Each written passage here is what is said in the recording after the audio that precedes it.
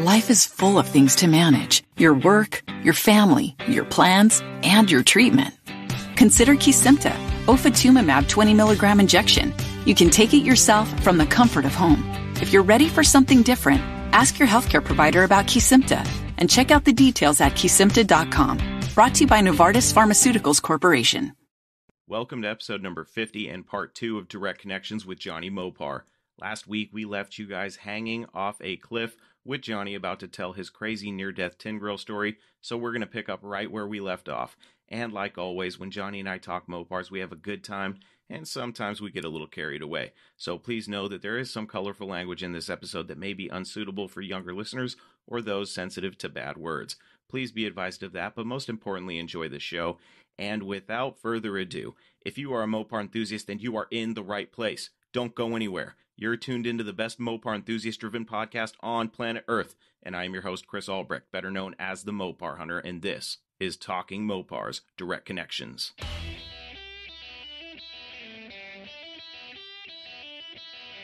You're listening to Talking Mopars with the Mopar Hunter, your direct connection to all things Mopar.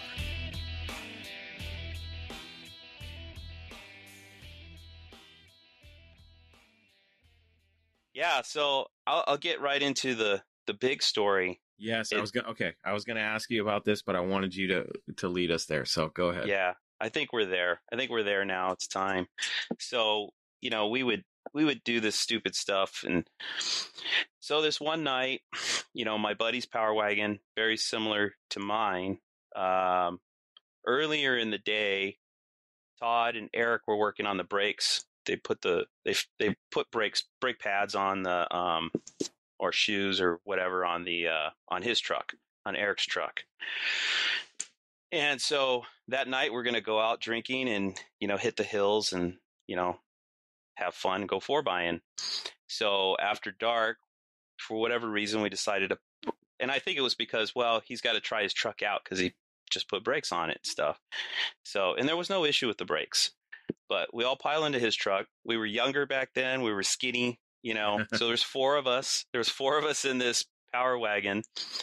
Eric's in the driver's seat. I'm in the number 2 spot. Todd's in the number 3 spot. And Scott's in the number 4 spot against the passenger door. Right? So we go to take off. And this is not even a mile from Todd's house. It's all dirt roads out there. So we're cruising, and then Eric jumps on it. Whoa! And he had a 360 in his truck, and whoever put that motor together put a nice cam in it. I don't know what size it was or anything, but that truck got on. It was a badass truck. So he gets on it, kind of fishtails it a little bit, and then Todd talks smack and says, oh, now he gets on it because earlier in the day when they went for a test drive, Eric was just babying the truck around, with the brakes. So Eric slams on the brakes and says, you could get out and walk. Just joking, But when he did that, when he slammed on the brakes, it was the road had just the dirt road there was all decomposed granite. It was DG. And when he slammed on the brakes, it was right when the road kind of crested and started to go down slope a little bit. So the DG is it's like marbles, and beneath it is like hard dirt, so you have hard dirt, decomposed granite on top of it, and you're slamming on the brakes, and the weight of the truck is like lifting off of the truck, because you're going over this crest, and the truck pitched sideways. And I remember, if anybody's ever been in this situation, it's true what they say, time slows down. Yeah. It's I think it's the adrenaline that just shoots through your body and your mind is just thinking super fast, But here we are sliding, going sideways, where the road is if you can imagine the road straight, the truck is sliding off of the road, starting to drift off the road, but it's completely sideways. And I'm looking out the passenger window, which is the forward direction we're going. And I remember thinking, all this is in seconds, but I remember thinking to myself, Scott's going to die. Todd's going to die. and I'm probably going to live. I might live. I think I said I might live. God, And then jeez. Eric, this asshole's got a seatbelt on. He's going to survive. Because the three of us didn't have seatbelts, but he had his seatbelt on. And the trucks only came with 3 seatbelts, you know, didn't have 4. Yeah. There's 4 of us in there. But just as this truck is sliding, and I want to say we're within a couple of feet of impact. You know, there's this huge tree. I don't know if I said that. I guess I didn't. There's this huge pepper tree that is squared up with the cab. And that's why I'm saying, you know, we're going to hit that tree. Scott's going to die. Todd's going to die. I might live. I'm probably going to be pretty screwed up. Yeah. And then Eric's probably going to be okay, you know. And I'm looking at this tree, and just before impact, the truck lunged forward just enough where the cab didn't hit square with the tree. The cab was just in front of the tree. So the side of the bed between where the wheel is and where the cab is where the tree impacted the side of the truck. Wow. And I can't describe to you the sound, man. It's like the biggest bang you've ever heard. I mean, just huge bang. And then everything went black. I couldn't see anything, but I'm awake. I'm conscious, you know, and it's like being in like a dryer, like, you know, a washing machine, like you wash your clothes, in a dryer, you dry your clothes in, you're inside of it, getting hit from every angle, every side. I just remember being hit everywhere. And it was like, holy crap, you know. And then finally, and the metal crushing, like the sound the metal makes, just crushing. And it was like almost never ending, you know, it just kept, and you're getting hit, and just going on forever, you know. And then finally it's like, it ends. And I remember it's like looking, I'm trying to open my eyes as big as possible, and I can't see anything. It is pitch black. I'm like, holy crap. And I turn around, and behind me, I can see the window, the rear window of the truck. You know, I could see light coming in because it was like a full moon that night. Or I don't know if it was a full moon, but it was a bright moonlit night. So you can make out the window. That's it. Everything else is black. All I could do is make out the window. And he had those sliding opening windows, you know? Yeah. So I turn around, I go out the window, I turn back around, and Eric's right behind me. You know, he comes out the window, and, you know, I'm thinking Scott's dead. I'm like yelling for Scott. I'm like, Scott, are you okay? Are you okay? Nothing. And I'm like, and it's like your fear that something bad has happened is just like rising, right? And then I'm yelling, Todd, are you okay? And he goes, yeah, but I'm stuck. I'm like, oh shit. And I'm thinking like, you know, is the truck laying on his arm or whatever? And then I go, what about Scott? Scott, okay? I'm screaming, right? I'm screaming as loud as you can. And Todd turns to Scott, and he's like, in the most mellow, calm voice, he goes, Scott, are you okay? And Scott's like, yeah, I'm okay. Asshole. Oh, man. Like, you didn't hear me screaming? So Scott gets out. Todd had to take his jacket off to get out. Now, do you remember the Levi jackets? They're like the denim jackets with like kind of the wool inside of them. Oh, yeah. Okay. Kind of old school. I mean, popular back then. Yeah. He had one of those on. And so he had gone over when the truck hit. I think Scott ducked down and Todd went over him.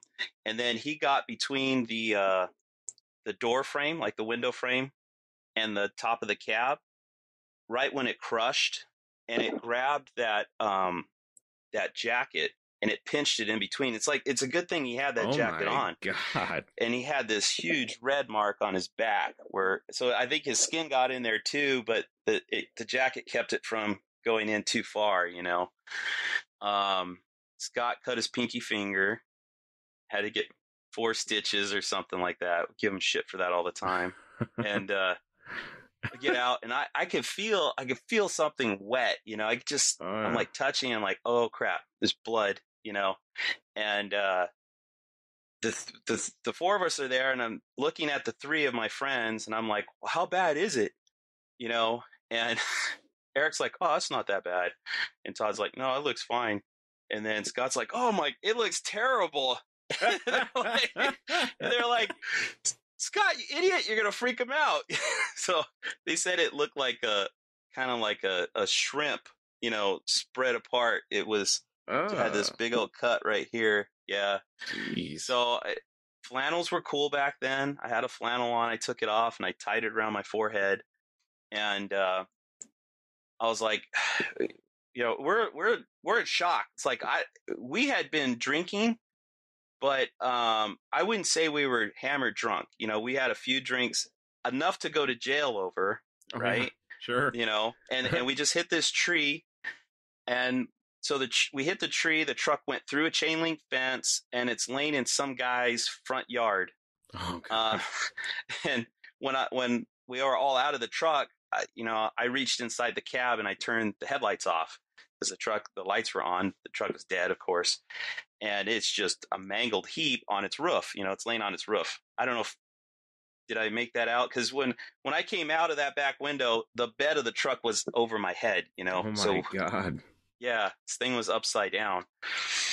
So, freaking out, what do we do? So it's like, well, we got to go home. So we ran home, which was, you know, probably a little less than a mile or so. We get home. It's like, well, what are we going to do? You know, the cops are going to show up and stuff. I said, dude, we got to go get that. We got to get the beer, because we had loaded the truck up with alcohol, you know. Back then, I'm just going to be honest and say it. But Zima was new back then, and I liked it. But I caught a lot of shit for it. So we were all loaded on Mike's Hard Lemonade, and we rolled the truck. Right. So when this truck, I mean, we had like, I don't know, we had probably 4 12-packs, I'm gonna guess, in the truck. And when the truck hit the tree and spun in this guy's front yard, like it was like a sprinkler went off. You know, beer, Zima, it just went everywhere. Everywhere, right? So I tell him, I'm like, we got to get back over there. We got to get all this beer. You know, we got to get all this alcohol. We got to gather it up before the cops show up.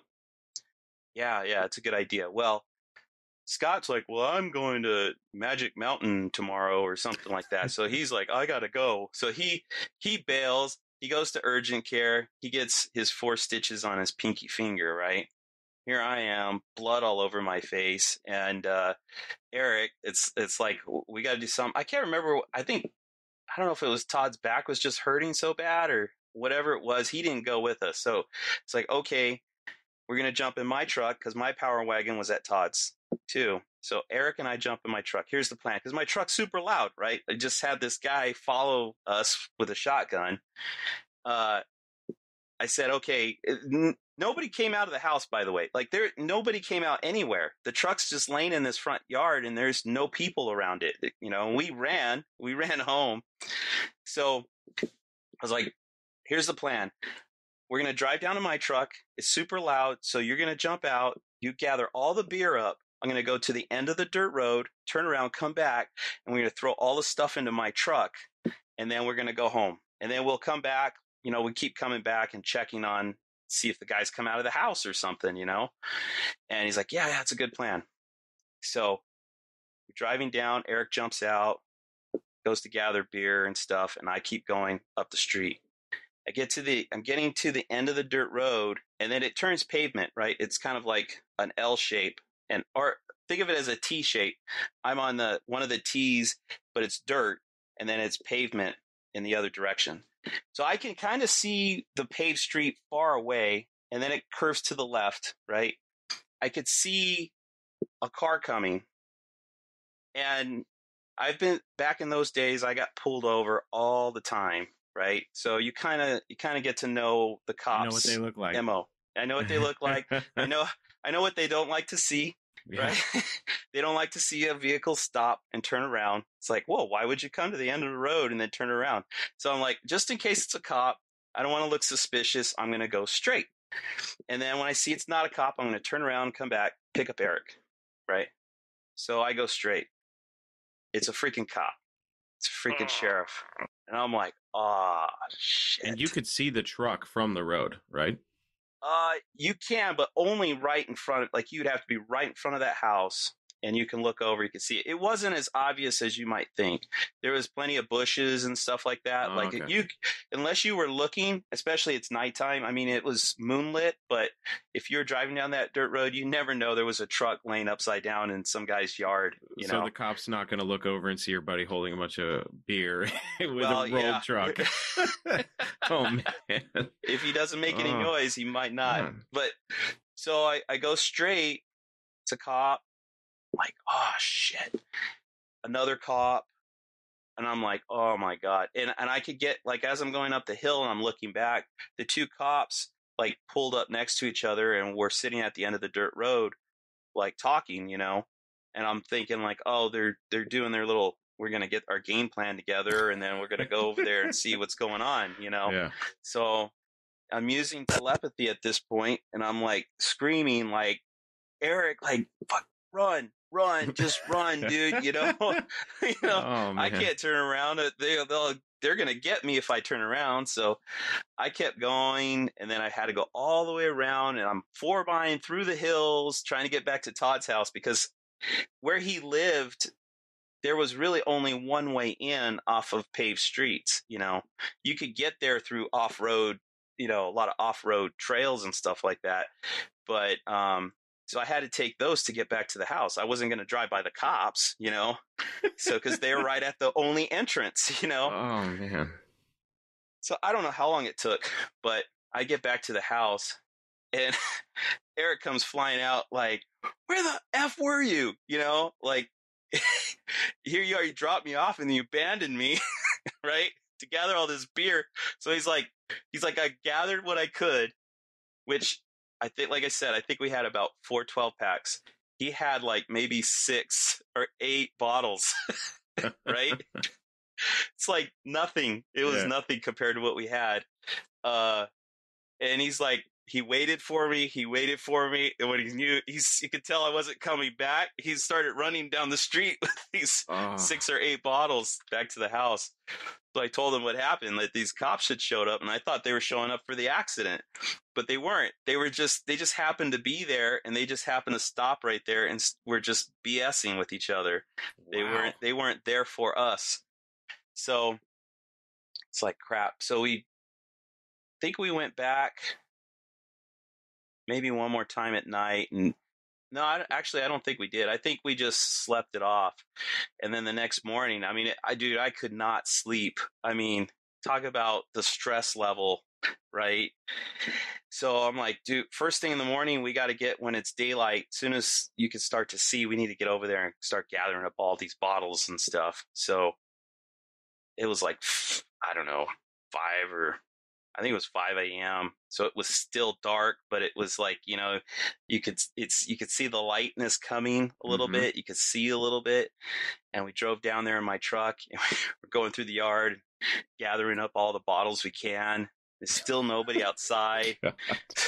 Drive home, dump off all the alcohol. We did that like 2 or 3 times. So I think by the 3rd time we were pretty confident. Like we had cleaned up all the evidence that there was any, you know, alcohol involved. Except for all the blood. There's blood everywhere. Right. No, it smells like beer, but all we see is blood. Right. Yeah. So, dude, this truck hit so hard, it ripped the perch that's welded onto the frame where the front leaf spring attaches to. Yeah. It had just ripped it away. Oh, and the whole truck was just mangled. It was just wadded up, you know. And like I said, it was on its roof. So we went to my parents' house, which was probably a couple of miles away off-road wise, grabbed some chains, and I grabbed some spare rims, you know, those bent rims that I had, brought those because it blew out all the tires on the truck. All the tires were flat.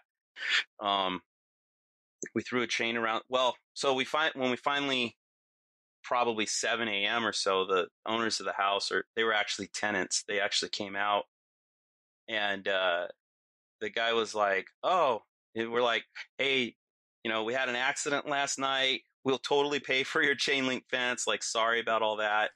And he was like, oh, no problem. No big deal. He's like, it's not my house anyway. It's the landlord's, and he goes, we're like, well, we'll pay for it. So Eric gave his information to the guy to give to the landlord so that we would pay for the fence. But the guy never ended up calling us or anything. But the guy that was living there was like, I thought I heard a big bang.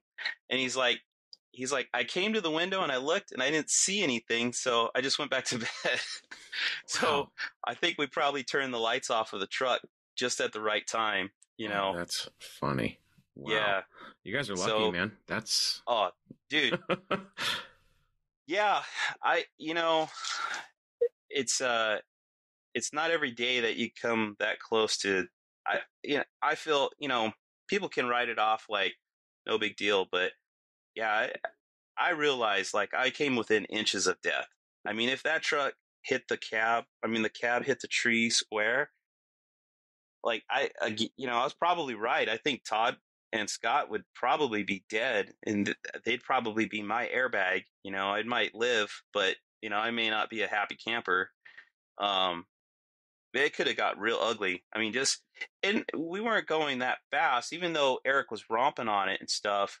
The truck was maybe only going 45 miles an hour. It wasn't stupid fast, but at that speed, hitting a solid stationary object. Yeah. I mean, when you see pictures of the truck, it's like, whoa, there's a lot of energy there. It got absorbed by the truck. Yeah, that's, man, what a crazy story. I think we can take a few things away from this. Number one, kids don't drink and drive. Number two, yes, always wear your safety belts. And number three, for the love of God, if you die, you don't want to tell Jesus that you're drinking Zimas. Okay? Yeah, right? That's Lord, exactly it. Lord, we were drinking Jack and Cokes and things got crazy. Right. Okay, come on in. No, Zima, man, no, you're going back out. Man, that's a crazy story. You posted pictures, right? I'm pretty sure you posted. No, so I haven't posted pictures of Eric's truck yet. I might have in the past, but I was kind of, because I'm assuming you're going to air this probably Monday or something. I'm going to try, yeah. Okay, well, that's the plan. I was I don't have a lot of pictures of the Power Wagon, actually, unfortunately. I mean, it was the 90s. Like, we didn't have cell phones with cameras. It was, yeah. Getting pictures was hard. For some reason, I thought maybe it was somebody else. I thought I saw a picture of a wrecked truck and there was a crazy story attached to it. And I thought it was you. Yeah.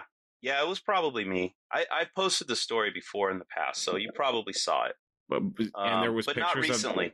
But there was pictures of the truck wrecked?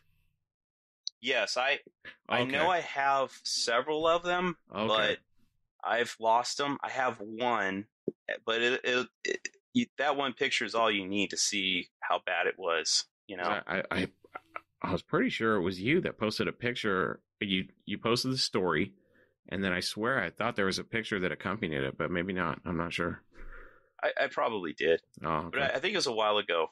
I haven't talked about it recently. Because I remember you mentioned it, and this was long after I think I saw that post, and I was like, and it rang a bell. I was like, but I didn't know the detail. Like I'm just learning all the little details now. That's crazy. Did you end up getting stitches? I did. I went after we took care of the truck. So we threw a chain around the truck with my truck, and we pulled the truck back over on its wheels. We had to pull the truck from the rear backwards to get the leaf spring to get close to the frame, and then we threw a chain around the frame and the leaf spring to hold it because it would want to dig into the ground and then basically just carve into the ground. We couldn't pull it, so we had to pull it backwards and then chain it up. And then I only had 2 spare tires, the bent rims. We put those on the front of his truck just to drag it. So we drug it with my truck from that guy's front yard all the way to my parents' place. So,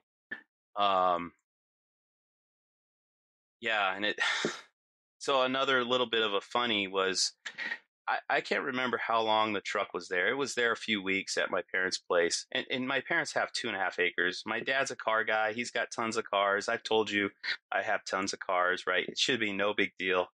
But for whatever reason, one day, they had this single wide trailer that my dad used as a shop.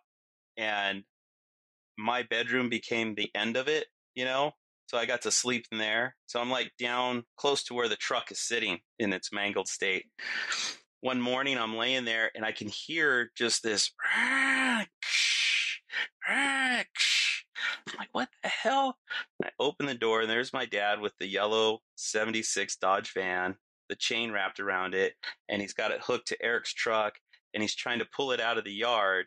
But the van is just a peg leg, and it can't pull this mangled truck that's got 2 flats on the rear, and the tires just like he was trying to jerk it, the chain would jerk, and then the tire would just spin. Oh, and I'm like, "What are you doing?"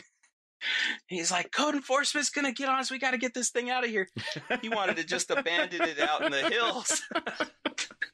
Like, I go, "All right, just calm down. Let me call Eric. Let's try to take care of this." In that time, Eric had found another truck, but it was what do you call it, a ute line or the Uteline? Uteline. Yeah. No, it was a step side. Yeah, no step sides, Johnny. Uteline. It was a Uteline. Sure. 4x, and he pulled the drivetrain out of the mangled truck and was going to put it in this other truck, but he just hadn't done it yet. So. And he also had a 67 Chrysler that he bought really cheap with a 440 in it. He bought for the motor and the trans. And so I called him up like, "Dude, my dad is flipping out. Like, we got to get your stuff out of here. You got to get your truck out of here, It's like, "All right." So that day he came over and we ripped the drivetrain out of it. There was a guy that lived, within a mile or two from us that scrapped metal. He was just a big scrapper, and he'd have like a big 40-foot dumpster thing. So we took what was left of the truck to him, and he just cut it up and threw it into the dumpster, made it disappear. He's like the mob guy that takes care of the bodies. Yeah, exactly. All the evidence is gone. It never happened. So sorry, going back, after we drugged that truck to my place, then I went to urgent care. Yeah. And then the doctor's like, "Dude, you could have had a concussion. Like, you should have came right away." And it's like, well, if you only knew, Yeah. They always tell people, "Hey, don't go to sleep if you've been hit in the head very hard." Johnny's snoozing, waking up to his dad trying to yank the truck with the van. Right. No, that happened weeks and weeks later. But it was sitting there for weeks. Yeah, it was sitting there for weeks. I didn't put that together. Yeah, no, I'm sorry. Yeah, I thought your dad was just super paranoid. I was like, wow, he acted real quick on that. Get it out of here. No, it took a while, but he just tripped. He didn't. I had no idea. Like usually people are like, "Man, we really got to get that thing out of here." You kind of start ratcheting up to it. No, he just went from like mellow to full tilt. It's got to get out of here today. So we had to rip the motor out of it that day, and then junk the truck and rip the 440 out of the New Yorker, and then junk the car. Yeah. Is that a situation where your buddy just kept the title and just basically tore it up, or what? Or did he have to give it to the scrapper guy? No, he didn't need to get. My buddy kept all that stuff. Yeah. He did keep all that stuff. So. Wow, yeah. Crazy, man. I hear stories like that. Like my buddy, he I don't know if. He probably doesn't want me telling the story, so I won't tell his name. All right. I don't even know if he listens to this podcast anymore, but he was in his family van. They had a like when the Dodge Caravans got restyled, and they were like the spaceship looking vans. Mm-hmm. He had been up partying the night before. I don't know to what extent, but he had his mom and his younger brother, I think just one of his younger brothers, in the van, and he fell asleep behind the wheel and rolled it with them inside. My God. Thank God they all lived. Yeah. Van, I mean, thank God Chrysler builds good stuff, because that van pretty much saved their lives. Wow. But, I hear stories like that, and I'm just like, I couldn't even imagine. I've been in minor car accidents, nothing too crazy, but anytime a roll is involved, that just, I get anxiety. Like, my hands were getting sweaty as you were talking about that. I was like, oh God. Yeah. Yeah. Dude, I hope nobody ever goes through that. I mean, it was just, when you see what's left, it was just like, wow, I'm really surprised we survived, even in its current state. But, being there and seeing that tree come right for the cab, and then that last 2 feet or so, having the truck just slide forward just enough where it hit behind the cab, I think that was the difference between life and death, Yeah. I don't want to get too religious on anybody, but that incident, I've always struggled with, is God there or not, and that incident, I said, well, I'm going to give it my best foot forward to explore that possibility, Yeah. So I think I went to church that following God, Sunday. I would have ended going to church. I would have. Yeah. My opinion, God was watching over you. He said, you know what, Johnny, my son, you need to be on Talking Mopars someday. So we're going to spare you this time. Yep, exactly. And next time it better be some Jack Daniels or something. Right. Something worthy of you entering the pearly gates. That's crazy. I totally get it. I've had a couple, not car accident related, but I've had a couple near-death situations, and there's just that. When it's over and you're thinking about it, like, how in the hell did I manage to get through that? Yeah. It's like maybe divine intervention, Yeah. Yeah, it could have been. Yeah. Crazy. I took it as such. We'll see. I mean, I've got friends that are full-blown atheists, and like one of my friends is like, well, and I'm not trying to push anybody one way or the other, but he'd said something like, well, if there's a God, why didn't you just say, hey, John, don't get into the truck? And it's like, well, okay, I guess, yeah, that's true. It's all about learning lessons. Come on. Right? Yeah, you're not going to learn any lessons just not getting in the truck. So you got to go through that horrific experience to really get it, a wake-up call, Yeah. So let me ask you this. After that happened and you realize, okay, I escaped death, were you like, I need to buy more Mopars right now? I need to go buy more too chargers. Short. I got to get as many as I can. Oh, gosh. Yeah. Man, wow. That's insane, man. Do you still talk to your buddies? Yeah. Todd moved to Missouri. I don't talk to him much. I mean, I think it's been a couple of comments here and there through Facebook. He came out probably like 7 or 8 years ago when we saw him. I see Scott like maybe every couple of years or so. He lives out in Long Beach. Eric lives fairly close by, and I talk to him every now and then on the phone. But I've seen him. I see him not as often, but I do see him every now and then. He's also buddies with my buddy John Jones, and John painted he's got a 69 Roadrunner. It's a 383 4-speed car, vitamin C. It's beautiful, beautiful car he's putting together. John painted that, and then he's got a 69 GTX. He's got his high school car, 69 Roadrunner with a 383. He still has. It looks exactly the same as he had it in high school. So kind of funny, but he's held on to it all these years. Right on. Yeah, I can't blame Todd. I would have moved as far away from you as possible too. You tried to kill him once, and then you almost died with him once. Right. Yeah, see ya. Nice knowing you, Johnny. Exactly. I'll take my chances in Missouri. Right. Oh, hey, man. but it was Eric he had to get away from. Eric was driving, not me. So. Gosh, crazy, man. You mentioned your dad's van. Now, I know recently you posted a picture of it on Facebook. Your dad had a boogie van. Is that what it's called? The boogie van? When they have the porthole windows and they're kind of like the 70 hippie van, boogie van. I don't like the term creeper van because I don't think they're creeper vans unless, I don't know, I guess if you were 17 and you had a crazy van back in the day and now you're 57 and you still have it and you still have it and you still think you're 17 and you're trying to talk to women that are young or, you know, God forbid, girls. You're a creeper. You know? I think it's the 80s vans that are kind of the creeper vans, you know. If it's a custom van, it's not a creeper van, it's a cool van. You know? It's the work vans with no writing on it when they're beat up. Yeah. You know, when it's like it looks like a painter's van, but there's no like, you know, John's painting. You know, you know, when it's unmarked, it's like, I don't know about that one. Yeah. It's funny because the ones that have the bumper stickers that say "Don't laugh, your daughter might be in here," those are probably the safest ones. Because probably a real creep's not going to advertise. You know what I mean? But so tell us about your dad's boogie van. Oh yeah, dude. I mean, I can remember he bought it used on a used car lot.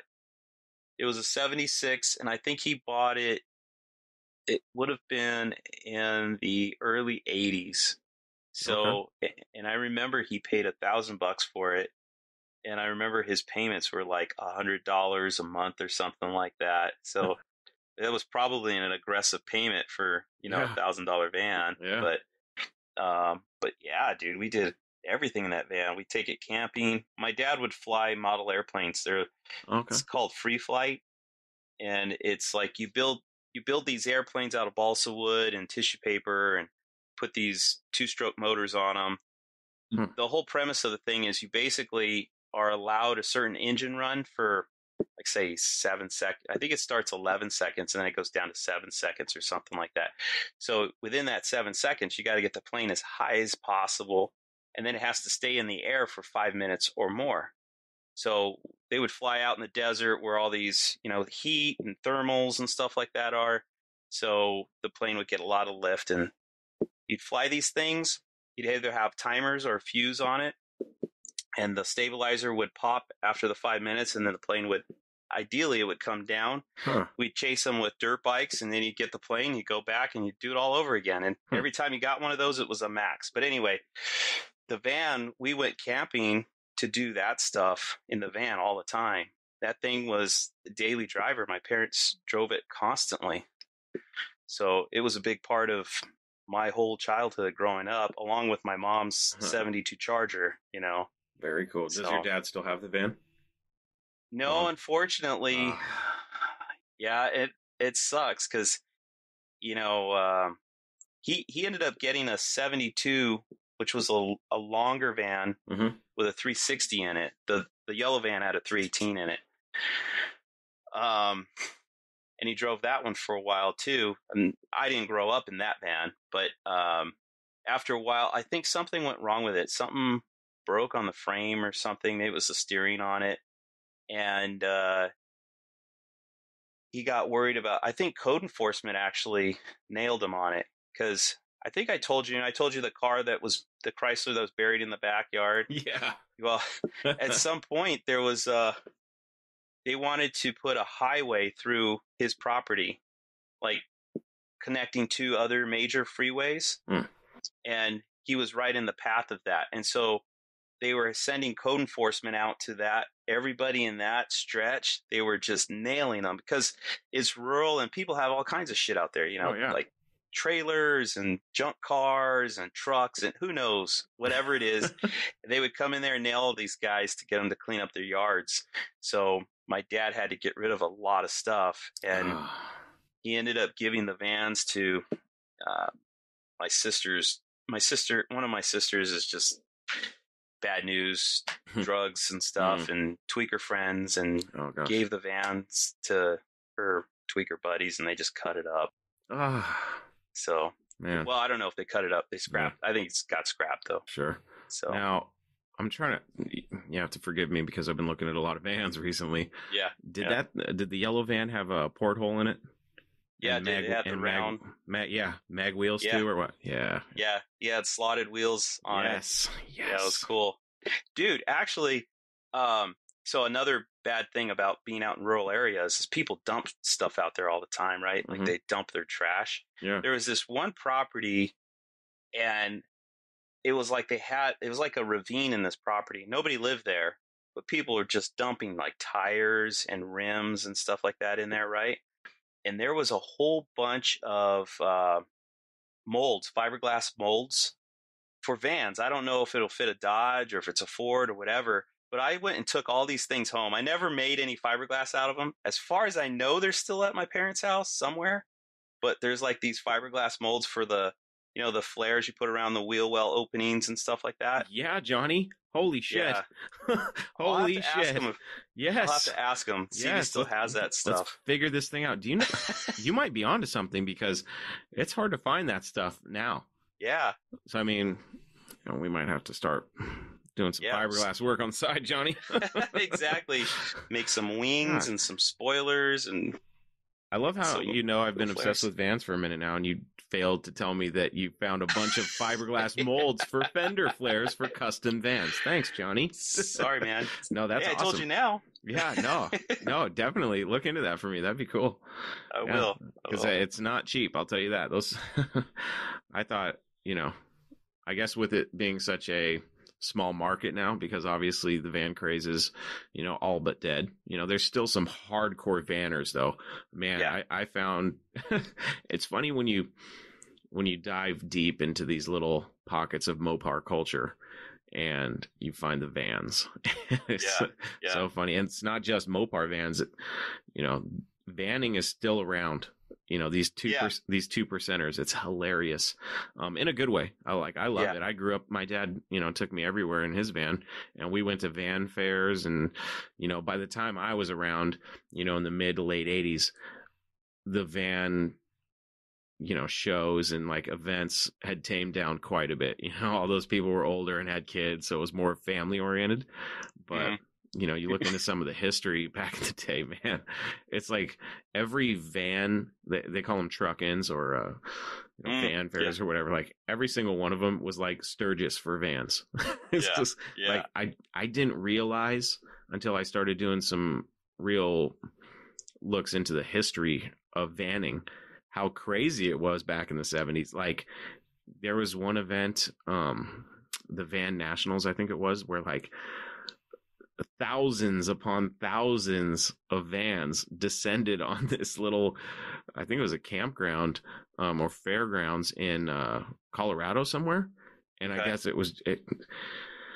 it's a whole different culture. You know, I'm used to the muscle car culture and other cultures that have been around in my era, but you know, looking into hippie-ish, that, huh? Yeah, it's crazy. Yeah, it's something else.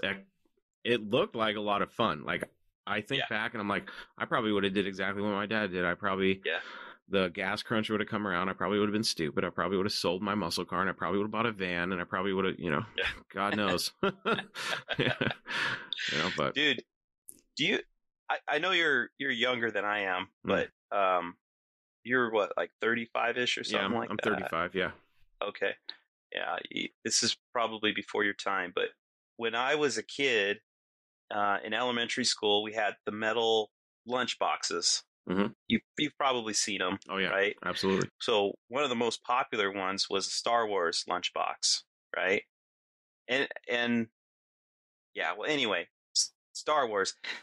I wanted that freaking lunchbox so bad, and I got the cheap. I did get a Dukes of Hazzard one. Nice. But it wasn't the metal one. It was the plastic one, which is like the cheap version. Yeah. So you got made fun of when you had the cheap plastic ones. So I had to keep begging. And eventually my parents bought me the Star Wars one. So I had that. And dude, I have it here somewhere. I still have it. It was actually in the trunk of my mom's Charger when I brought it home back in 2000s some point. But anyways, that famous picture on the front of that lunchbox, it's got the X-Wing fighter, and it's shooting at a TIE fighter, I believe. Okay. Right? There was a Dodge van by my parents' house in this property. It was all black. Had the mural. It did. It had the X-Wing Yes. fighter on the side Yes. with the laser shooting off of it at this X-Wing or this TIE fighter. Nice. Yeah, it was bad. And all the stars on it and stuff like that. It was awesome. That is cool. It was a long van, so it didn't have the pod window like my dad's did. It had the huge window. Oh yeah. Like the whole tail of the van was longer. And then it had a big old window back there. Like there's probably some plush couch on the other side of that glass, you know. But yeah, it was cool. I always thought it was always sort of like, man, that would be cool to have. And I thought about knocking, but it was like, what am I going to do with a van? You know, I was Party. still too busy. Yeah, that's what you're going to do. You're going to party. No, man. I was too busy spending my money on chargers and stuff like that. So. I don't blame you one bit. Keep the van. I'll have the chargers. Right. Yeah, that's one thing about vans and trucks.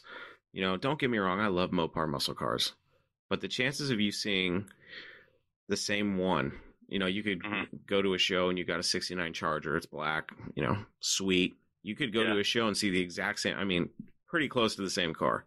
Yeah. You go to a van show. I mean, if you look at some of these magazines, because I don't know if anybody out there listening was the one, but I've been bidding on these little lots of van magazines on eBay, and I've been getting into these little bidding wars, and it's really starting to piss me off. But they're so expensive, man. They're selling single van magazines for $40. I'm like, are you out of your mind? Wow. But my dad has a whole collection of them, but he doesn't know where they're at. He's got boxes of them. So I'm like, hey, Dad, you know how much those things are worth? I just want to check them out, but you never see one van look exactly like the other one unless it's plain. Because the cool thing about vans was people were doing that crazy stuff with the murals and the airbrushing. And, you know, it allowed the creativity, you know, especially when you talk about the interiors too. You know, you're talking about a home on wheels, a nightclub on wheels or whatever. You know, just insane. Much like the mini trucks and the street truck scene where you're probably never going to see one exactly the same. Yeah. Whereas in the muscle car scene, you might see, you know, they're still cool. You might see two, you know, F8 green, you know, Charger RTs. You know, that look exactly the same, but I don't know. That's just what makes me a car guy, I guess. I just love it all. I like seeing all the different cultures within. So when you were saying that, you know, back in the day when you're dragging your Dart home, I guess, or maybe you and your dad went to go look at that possible GTS, right? Oh, was it a GTS or a Formula? I think it was a GTS. It was a Formula S that we went to go look at. Okay. It was a fastback, yeah. Okay. Like that time you were saying it's pretty dry. Like there wasn't a whole lot of Mopars around and stuff.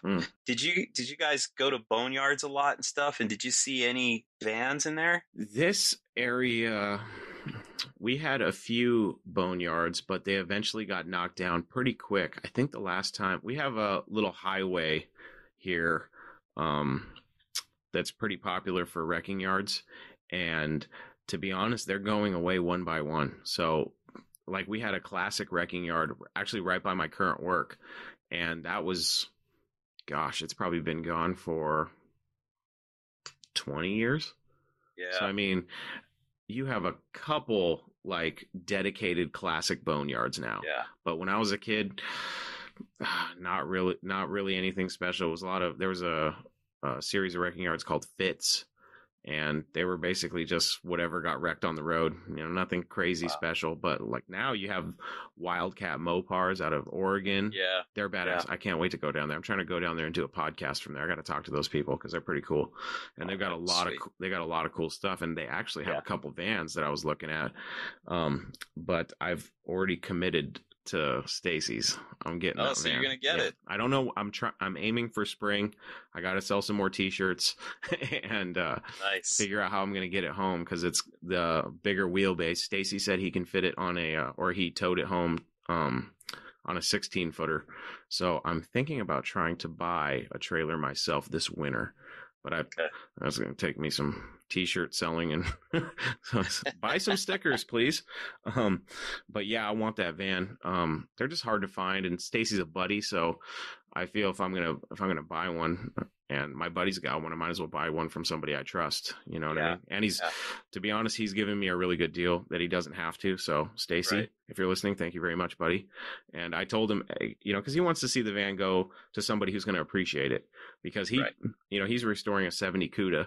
So, you know, his priority obviously is with the CUDA. I can't blame him there. And he realized that he's, you know, it's been sitting for 3 years and he's probably not going to get to it for a while. So why not give it to somebody who, you know, says he's going to do something with it like me.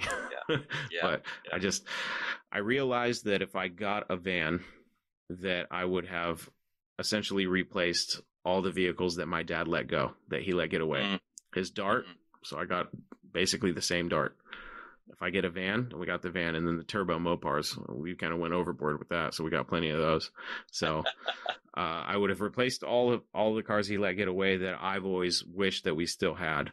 And you know, I do want to keep searching for his van. I've got as many vanners locally and even as far as California looking for any information or even the van itself, but I don't have very many pictures of it.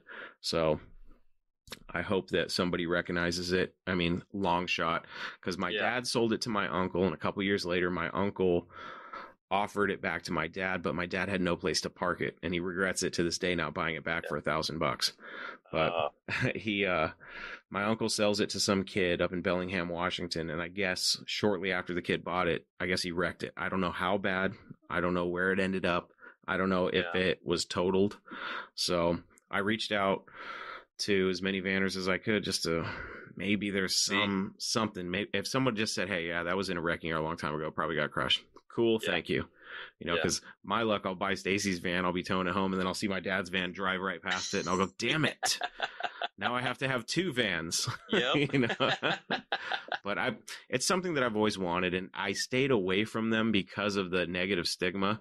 But I'm 35 now, and anybody You're creeper age now. Anybody that doesn't like my van can kiss it. I'm not. Hey, I just kid, don't. You want to buy some T-shirts? I thought it would be funny to You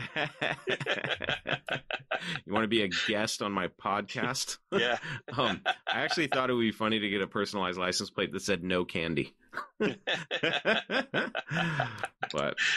yeah, man, that's my current obsession. I just want to have some fun with a van, and you know, I'm kind of an old school guy, even though I'm young and it wasn't my generation. I just kind of want to keep it alive. And I think it's very cool. I mean, my buddy Eric that had the Power Wagon that rolled, I mean, he's got a van like my dad's now. Yes.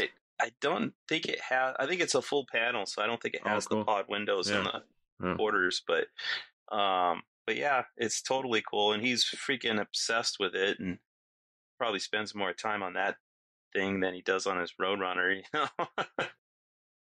So it's a Dodge van, yellow. It looks just like my dad's. So is he on social media? Can I hunt him down and look at pictures of his van? Oh, I'll ask him for some. He put rally wheels on it. Yeah, it looks good. Really? Yeah. Rally? Oh yeah. So, you got to show me some pictures of that thing, Johnny. Right. Come on. All right. I'll hit him up. But he's like totally anti Facebook and stuff. Okay. He doesn't do social media at all. So all right, cool. Then we can share pictures of his van everywhere, and you won't know anything about it. Exactly. No, man, that's cool. Like I said, I just didn't realize that there was still a subculture of vans. So that's cool to me, because I envisioned it as a way for me to take the show on the road, because I was like, if I do go to shows, you know, I set up a table and whatnot, but you know, if I fly to them, then I can't really take all my stuff. You know, so it would make it, the logistics of that was a little bit weird, but I thought maybe if I get into a good enough place with the podcast and I had a van, not only would I have a place to have all my stuff and be able to store it, but I'd also have a place to sleep so I could save on hotels, you know, and if I really wanted to get crazy, you know, I could make it capable of towing, so I could tow my Dart or my tin grill to shows and stuff, because I really want to go. There's a couple things I really want to do. I want to go on the Hot Rod Power Tour someday. I definitely want to go to Roadkill nights. I think that would be really fun. Yeah. And I have to go to Carlisle, the Wellborn Muscle Car Museum. There's just so much stuff I want to do that's so far away that I feel like I'd be doing a disservice to myself by just flying out there. because I'm a truck driver by trade and I love driving. So road trips to me, nothing better. I love road trips. So maybe I'll swing down to California and you and I can go to Roadkill nights in the van. Yeah, I'm down. That'd be awesome. That would be cool. Yeah, we'll record it. Put it on YouTube. Well, I think that would be kind of a cool spin, is to, take your podcast to the road and check out all these cool places and events. And we'll bring those Mopar heads and we'll go find Freiburger and you can say, hey, I want my charger back. Here's your heads. Yeah. Hey, I saw. I'm going to blow up your spot here real quick. Okay. I saw that Freiburger reached out to you and wanted to trade a 73 Charger for those heads. He did. I know he was joking, but yes. That's funny. So he knows who I am, and he. If you saw it, it was a petty blue 73 or 4. I can't remember, really? But. Yeah, he jokingly sent me a message and said, "I'll trade you the Charger for those heads back." Yeah, that's funny. God, that's funny. That's cool though. I told him, I said, "Well, they're signed, right? The box is signed, so I'm going to need the car plus some cash." Yeah, that's funny. What do you have any plans for those heads or what? Not anything in stone. There's a couple. What I'd really like to do is, if everything just worked out perfectly, what I'd love to do is put those heads on my dad's 68 Charger, the blue one. Yeah. And get that car all squared away. And it's all patinaed. The car is, it's not in good looking, condition. So I'd like to take it to the zip tie drags. It wouldn't qualify for the $3,500 limit, because even a crappy Charger is worth thousands of dollars, right? So you'd have to enter a LeBaron or something for a Mopar to be even qualified for that. Yeah. But what would be really cool is if he was there with General Mayhem, I would love to park my dad's Charger next to it, and kind of show the pictures of the two cars. And because the hood that's on General Mayhem came off of my dad's car. So I think that would be kind of a cool tie. And if I could put the cylinder heads on my dad's car and do all that, it's kind of, it kind of nicely ties everything together, right? That'd be pretty cool. For those, it just clicked. For those of you that are new to the show, because I know I have a lot of new listeners, Jonny Mopar, my guest today, is the former owner of Roadkill's General Mayhem. So if you go back to our previous episodes, I advise anybody that's new to this show to start at the beginning and work your way. But my favorite episodes are direct connections, where I talk to people, and Johnny's been the most frequent guest. You get the award for frequent guest. Right on. He's been on 3 times, and every time's a good time. We just, shoot the shit and just have a good time. And his story about the Roadkill Charger that used to be his, it's still one of the most listened to podcasts. So I'm happy with that. But, I think it went pretty well. And I think it's one of those interesting things, because I don't know. I always kind of wonder when I see those cars on those shows and they're getting restored, or, like even on Roadkill in this case, it's like somebody owned that car before these guys. Somebody owned the car before them. Yeah, what's the backstory? Like maybe even an original owner of the car would be kind of cool, Just a curiosity, I guess. Yeah. But you never really get any of that. No, you know what I equate it to? And this is going to be kind of corny, but hear me out. I equate it to like superheroes. Like General Mayhem to me is a superhero, and every superhero has a backstory. How did Batman become Batman? Bruce Wayne's parents were shot by the Joker. You know what I mean? So it's like there's always a cool backstory, and hearing General Mayhem's backstory was really fun for me, because I'm a fan of Roadkill, a fan of General Mayhem, and you're my friend, so it was definitely cool. When I found that out, I was like, what? Because I know that we met through Tin Grills. We both were fans of each other's trucks, and that's how our friendship spiraled. And that's when I found out you were the old owner of General Mayhem, I was like, what? It's crazy, and then you realize when you really get down to the brass tacks, it seems like everybody in the world of Mopars somehow, like 6 degrees of separation is Absolutely. I mean, it's probably even crazier in the Mopar world. It's nuts. Everybody knows somebody, you know? So, yeah, definitely. That's cool. And I think that one kind of worked out just uniquely because, most people, like, if that car, let's say that car went to some other TV show and they restored it, it would look nothing like it did when it was in my yard. The fact that, Freiberger got the car from me and didn't do anything with the paint job, like, left it exactly how it was is in I sent him the pictures, by the way, while the car was still in my yard because I was like, hey, I have pictures of the car when it was still in my yard at Romaland. Do you want them? I can PM them to you or whatever. So he's like, yeah. So I sent him all the pictures and stuff. But, you can see the car in my yard, of course, missing tons of parts. It's nowhere near as completed as it is today, but you could see the dent in the front edge of the red fender. You could see the blue hood and the patina on it and where the hole was on the hood. And, you could tell that's the car. There's because they didn't change anything on it, Well, it's even crazier than all that is Eric LeMay made a clone of General Mayhem. Right. You know what I mean? So the car's getting cloned. It's like, shit. Somebody had to do it. You have enough chargers. You could start a General Mayhem clone company, and you just produce the clones and be like, I was the originator of it anyway. So Jonny Mopar is the OG of General Mayhem. That is hilarious. God, that's awesome. Wow. Yeah. Well, hey, man, we've almost gone 2 hours, but I do have some exciting news. I did post something on Facebook, and I reached out and said, hey, we're going to do an episode here. Let's see if anybody responded, because I basically said, hey, ask us anything, just to see if anybody wanted to reach out and, interact with Jonny Mopar and myself on today's episode. Let's see what we got here. All right, we got one. That's a start. Right. Well, let's take a look here. This is from Josh Turner. He says, I have a 1970 Plymouth Sport Fury 383. My car has a curved-in back window, but I have seen the same year with a bubble-style back window as well. My question is, was that an option of some sort, or maybe just a difference between late year versus early? And if so, which is which? That's a good question. I'm trying to think in my head. So that would just, I think, were there two versions of the Furies? Was there a fastback and just a regular? I think there might have been. I think because he said it was a Sport Fury, right? Yeah, so maybe there's a difference between the Sport Fury and just the standard Fury. There is a rare version, and they did it in 70 and they did it in 71, and he said his was a 383 car? Or? Yeah, Sport Fury 383 1970. Curved back window.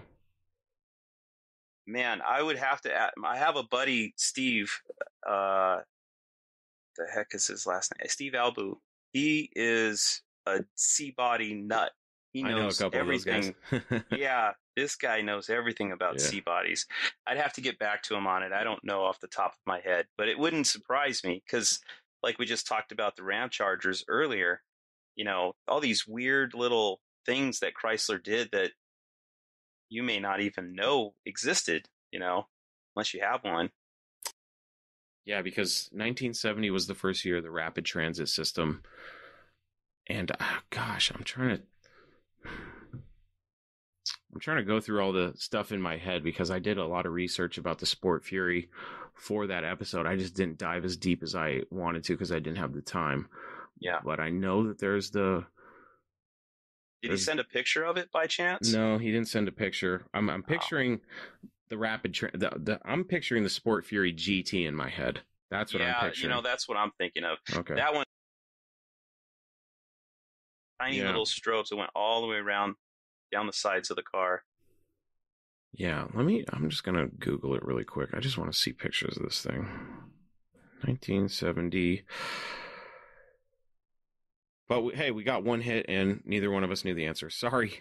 Yeah. But hey, that's the game we play. We don't bullshit anybody here on Talking Mopars, okay?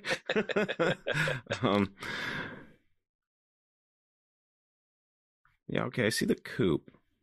I'm pretty sure he's talking about a fastback. We'll have to get back to you, buddy.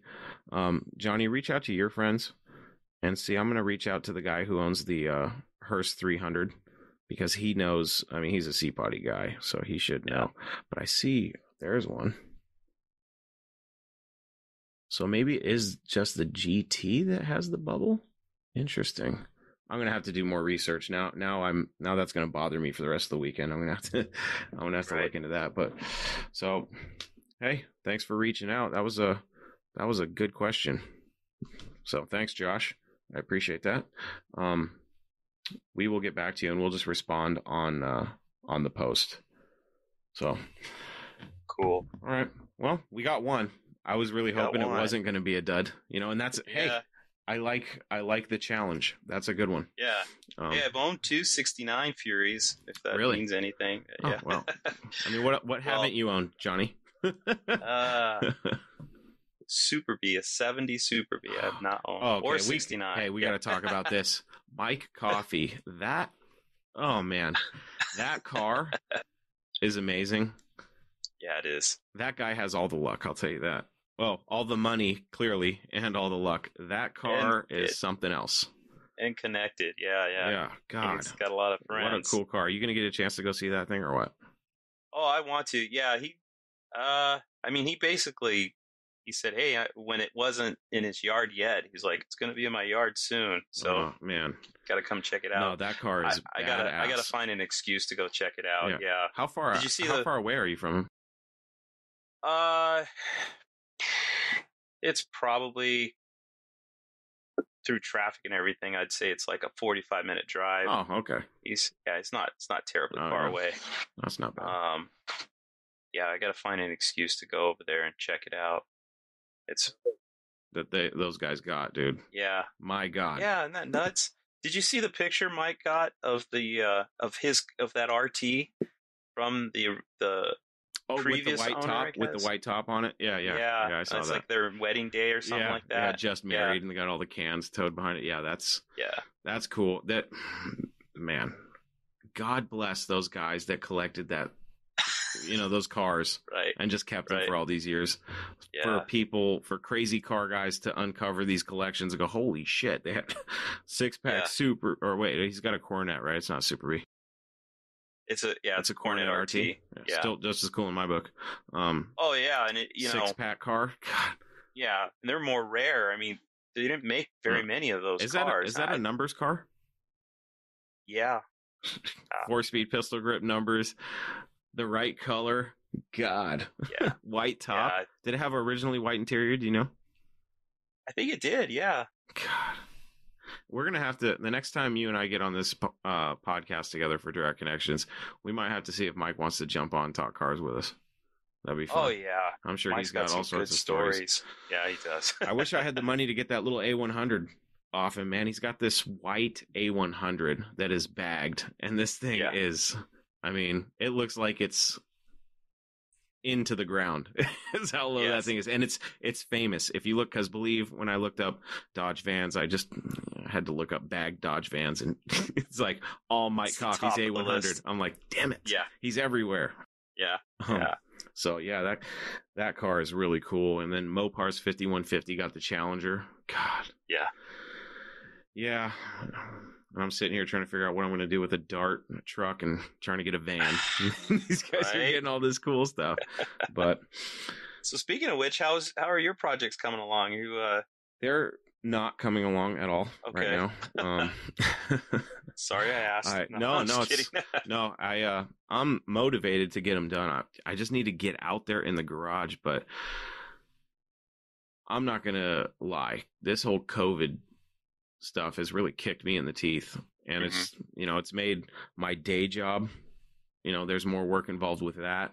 So I'm working longer hours and, doing the podcast stuff. It really when I was on that show with Rob Kibbe, talking about doing podcasts, he's absolutely right. There's a lot that goes into these things. Yeah. If you want a good show, I could post non-edited shows and stuff, but I try to put out as quality of a product as I can. So that it's enjoyable, but it just takes a lot of time. And to be honest, right now I'm trying to save money, And just because, who knows what this thing's going to happen, I just want to make it through the rest of this year. And then, because my goal was to have them both running by summertime. The engine for the Dart is still not done, but I do have the 318, So I was like, all right, well, let me just do that project. And then I started to do a little bit of work on the Dart, and then I felt guilty because my truck is in my wife's parking spot, and she will never let me live that down. And it's been in there for over a year, and I told her it was going to be in there for 2 weeks. So I've been in the doghouse for a better part of a year. Yeah. And, but the truck's out there right now. Thank you for coming on the show, because I'll be able to get this one done and hopefully have time tomorrow night to get in there and start working and trying to finish this wiring harness in that truck, because that's the only thing holding me back, really. Really? It started having wiring issues because the wiring was so shot on it. It was just a rat's nest, dude. It was bad. Those trucks, I mean, unfortunately, their harnesses were not the greatest. I couldn't tell you how many trucks I've popped the door open in a boneyard, and it's like the cluster's out and you just see all this fried wiring sitting there, I've never seen a good one that wasn't fried. Yeah. I don't see very many tins in the wrecking yard, but when I do, I always check, because if I can just take one of those clusters and just save it, then I will. Yeah. Never have I seen one not burned. Never have I not seen a tin grill with some sort of, backyard mechanic wiring job, some screw job. I'm surprised they didn't have a bunch of toggle switches like that car you were talking about last time. Yeah, the Challenger. Yeah, the Challenger. I look at them and I'm like, oh God, every time, so. Dude, it's probably the only thing that ever killed them, because it is. Like that landscaper truck, that thing, that Spirit of 76 hammered all the way around. It's like, that's the typical Dodge thing. People just ran them into the ground. And I honestly don't think, if it didn't quit running, it would still be on the road. Like, people just keep driving them until they completely die. And it's probably that harness that dies first. You know, it's like, it's time to send it to the junkyard now. Absolutely. But that's, oh man, it's a bummer. But that was the whole idea with mine was, okay, I know it runs. It's a slant 6. You have to pretty much kill 4 of the cylinders for that thing to die. You know what I mean? Yeah. So I knew it ran. I was like, well, the carb's tired on it. So I just went the cheap route and I eBayed a 2-barrel Carter, a knockoff, a Chinese knockoff. And it worked just fine. I fired it up first try. I was like, oh my God, wow. I didn't even have to tune. I mean, I need to tune it, but I mean, it ran fine. Like, of course, there's some fine tuning involved, but I was surprised. So I was like, all right, sweet. And then, like, oh God, not even a week later, I got in there to do some work and start to address the wiring, and it just would not stay running for me. And I'm like, what is going on here? So it was getting fuel, spark, air. The only thing it could come down to had to be the ignition. It got to the point where I changed the actual ignition. I got a different ignition, and that switch, like the whole harness. Yeah. Okay. So it worked, and I was like, okay, cool. And then it started doing the same thing again. So as I started tracing things, I realized, okay, this is a complete. Just trying to figure out the wiring that the guy had set up, it was a nightmare. So I was like, all right, I'm just going to do an aftermarket harness. How hard can it be? Well, if you're an idiot when it comes to wiring, and I don't know what I was thinking. Because usually when I take on jobs with cars, because I'm not a mechanic and I never pretend like I'm a know-it-all, you know what I mean? Yeah. With wiring, my intention was to do it all in a couple weekends and stay focused on it so I could, keep track of what I was doing. Now that I've spent so much time on and off the project, thankfully, I was smart about it and left it in sections. Like, I ran all the wiring that goes to the back. I ran it through the frame. So now it's just laying out of the back of the frame, ready to hook up to all the lights and stuff back there. The engine bay, everything is routed. I mean, I went through and I loomed everything. I zip tied everything just so it's super clean and it will be easy if I need to trace something down, because this harness, every 6 inches, it tells you exactly where the wire is going. So that's the easy part. Yeah. And I have everything laid out in the engine bay. The everything connected to the engine is good. It's all I have left in the engine bay is the lights. The cab, that's going to be a whole nightmare because it's a universal kit, and they give you instructions, and they're really good instructions if you know what you're doing, and I don't. Yeah. So, looking at it, it's like reading Chinese, but I have every type of wiring diagram for the truck, and so far it's helped me. But now I've run into the problem of just coming up with the time. So, thanks to my buddies like Jonny Mopar coming and saving the day, I can probably squeeze a couple weekends and just get that thing done. That's my goal. I just want to get that thing done because once it's all wired up, I can fire that key, and if it doesn't turn, then I know I screwed it up. Right. And I got to be honest, man. There's been times in the past year where I have honestly thought about starting over with everything and going, I'm just doing this wrong. I'm in over my head. Sell everything I have and just start fresh with a different car and just focus on one project. But the problem with that is I can't because I'm an addict. I have to have more than one thing going at a time. That's why I'm looking for a van. I have no reason to buy a van other than I want one. You know what I mean? Yeah. So that's where I'm at right now. I'm hoping the next time I talk to you, I can tell you, Johnny, the truck fired up. Then the dash got caught on fire, and I sold it on Craigslist. Oh yeah. But yeah, man. Well, always a pleasure with Jonny Mopar coming on the podcast. Is there anything you wanted to cover? I'm starting to get tired and loopy. I've been up since 4 o'clock in the morning. No, I think I'm good, man. I was throwing some pictures up. I figured I'd throw a few pictures up of the truck, and then I'll save the carnage picture for you. Let me know when you're going to put the podcast out there, and I'll send you a picture of it. Yeah, send me some pictures. I will, like we did last time for the promo stuff. Send me some pictures you'd like to see up there, and I'll pick one. Yeah. Okay. That'll be cool. Sounds good. But all right, guys. On.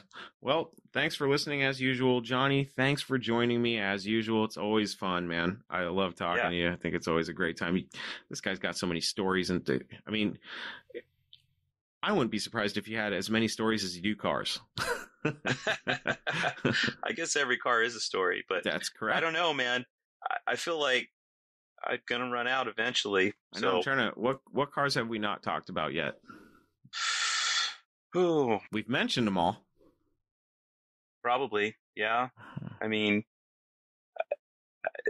I don't know that they're big stories, but like the 69 Furies I just told you about, one of them was, we'll leave it for some other discussion. I like it. Cliffhanger right. With Jonny Mopar. All right, everybody. That's it. Thanks for listening, and we'll catch you next time. This is going to be another 2-part episode. Jonny Mopar and I like to talk for 2 hours at a time because it's so fun. And Johnny, like I said, Johnny's entertaining. Usually I just sit back and listen to the stories and interject every few minutes just to make sure everybody knows I'm still alive. So this has been fun, Johnny, as usual. Yeah, I always have a good time, and thanks for having me on, man. Absolutely. Anytime, reach out. And Johnny and I have something special that we're going to be doing here pretty soon. So look forward to that. I'm not going to tell anybody about it right now, and Johnny isn't either. But we're going to be doing these a lot more often. I'll say that. Sweet. So yeah, folks, no Mopar left behind. We'll see you next time. Thanks, Johnny. All right. See you, Chris.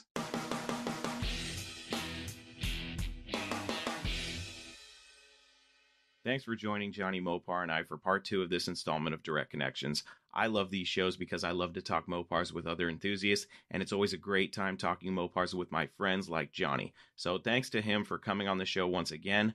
But before we put our foot to the wood, I want to answer a couple of questions from last week that were sent to Johnny and I on Facebook while we were doing the show. We tried to answer one on the show, but didn't have the answer. Well, today I have the answer. First, we'll start off with John Turner's question, and he asked Johnny and I this. I have a 1970 Plymouth Sport Fury 383. My car has a curved back window, but I have seen the same year with a bubble-style back window as well. My question is, was that an option of some sort, or maybe just a difference between late year versus early, and if so, which is which? Josh, I did a little digging and realized that I was having a brain fart during the show, And I was actually thinking of the earlier Fastback Furies, not the 1970s. So the difference between your car and the others is simple. In 1970, there were two styles of rooflines available, the standard hardtop and the formal hardtop. It sounds like your car has the more stylish standard hardtop, which is very cool. Thanks, Josh, for sending in your question. I hope we were able to help you out. The second question we got was from Michael Irwin, and it came in after the show was over, so we weren't actually able to address it on the show. But Michael's question was, why hasn't Dodge come out with a high-performance convertible? Chevy has Camaro, Ford the Mustang. Isn't there enough of a market for Dodge? Thanks for the question, Michael. I'm going to take a blind stab at this one with no actual knowledge, but I would imagine that instead of putting the resources towards engineering a convertible version of the Challenger, because they're not going to do a convertible four-door, so the 300 when it was around and the Charger are out of the question. But as far as the Challenger goes, I think Dodge decided instead of doing that engineering and the research and development of a convertible to just build supercharged monsters for the street. I don't know about you, but if Dodge had asked me or the entire enthusiast market what they would rather have, Hellcats, Hellcat Red Eyes, Super Stocks, and Demons, or a convertible, I think I can speak for quite a few of us and say, hey, give us horsepower or give us death. Let the Fords and Chevys have the convertible, and we'll take the most powerful lineup in the world instead. But, thinking about it, I'm like, the Challenger's already heavy. I would imagine that the amount of work going in to make sure it was strong enough to be a convertible and handle the power, would probably add some pounds on that thing. So, they're already heavy gals. So, I personally, just give us the horsepower. You can keep the, sunny days. I'll use a sunroof. You know what I mean? So that's what I think. I don't know if that's actually what FCA was thinking or what, but, I'm not going to complain about what we have as far as Challengers. You know what I mean? Would it be cool if there was a convertible? Yeah. And actually, there's a lot of aftermarket companies that make convertibles. I've seen them. God knows how expensive they are, but they're out there. If you really, really have to have a Challenger convertible, I'm sure you can find a company to convert one for you. But that's my answer, Michael. I hope I was able to help you out a little bit with that. Thanks to you and Josh for sending in your questions. There you have it, my friends. Another episode of Talking Mopars Direct Connections is in the books.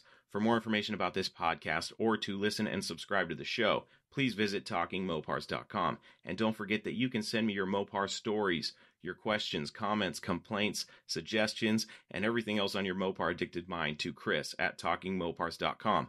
Or you can leave me a voice message on my voicemail box at 209-28-MOPAR to hear yourself on the show. Folks, don't forget to take part in the Build Mopar Community Built Project car from my friends over at HemiPages.com. The car is named the Dart Pack. It is a 1968 Dodge Dart super stock tribute car with a modern Hemi. For more information about the Dart Pack and the project, head on over to buildmopar.com to learn about the project and how you can participate in the build without spending a single penny. It's going to be a lot of fun, and the car is going to be debuted at the Modern Street Hemi Shootout in 2021. Details on that to come. But for now, head on over to buildmopar.com. Also, if you've always wanted a Hemi-powered classic Mopar, but you just can't afford the second-generation Elephant, I know I can't, I would suggest hunting down a third-generation Hemi. Those are the ones found in your modern Mopars. And take that Hemi and throw it in between the fenders of that classic Mopar you got. And to help you iron out all the technical details and get all the info you need to do the swap yourself, head on over to my buddies over at DIYHemi.com. They can help you simplify the process so that you can have a reliable modern Hemi at a fraction of the cost of a classic Elephant. The best part is that with that Gen 3 Hemi, you have access to a ton of aftermarket options to make it even more powerful and still have that reliability found with fuel injection. So head on over to DIYHemi.com. One last thing before we go. If you'd like to help support the show, jump on over to TalkingMopars.com and head on over to the store and click Visit the Shop. There you will find all the current Talking Mopars merch like t-shirts, hoodies, sweatshirts, stickers, and more. So not only can you get some cool stuff, but you can also help me keep pumping out this Mopar awesomeness for you every week. That's it, my friends. Until we talk again, I am your host, Chris Albrecht, and that was Talking Mopars Direct Connections.